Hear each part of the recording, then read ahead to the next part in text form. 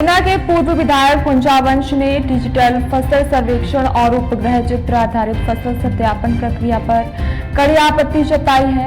चंचकुवर गांव के सर्वेक्षण संख्या 85 में उनकी मूंगफली की फसल खेत में खड़ी होने के बावजूद सैटेलाइट इमेज में दिखाई नहीं दी। इस कारण किसानों को अपने खेतों का सत्यापन करने के लिए ग्राम सेवक से संपर्क करने या फिर डिजिटल फसल सर्वेक्षण गुजरात एप्लीकेशन डाउनलोड करने के लिए कहा गया। कृषि और किसान कल्याण विभाग की अतिरिक्त मुख्य सचिव डॉक्टर अंजू शर्मा ने बताया कि समर्थन मूल्य पर मूंगफली, मूंग, उड़द और सोयाबीन की फसल की खरीद के लिए पंजीकरण की अंतिम तिथि 22 सितंबर तक बढ़ा दी गई है।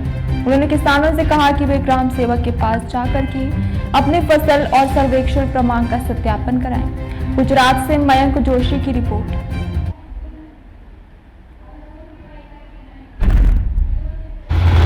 समृद्धि पोर्टल ઉપર જે રાજ્ય સરકારે વ્યવસ્થા કરી છે રજીસ્ટ્રેશન કરાવવા માટેની, એમાં ખેડૂતોએ રજીસ્ટ્રેશન કરાવરાયું છે। રજીસ્ટ્રેશન એટલા માટે કે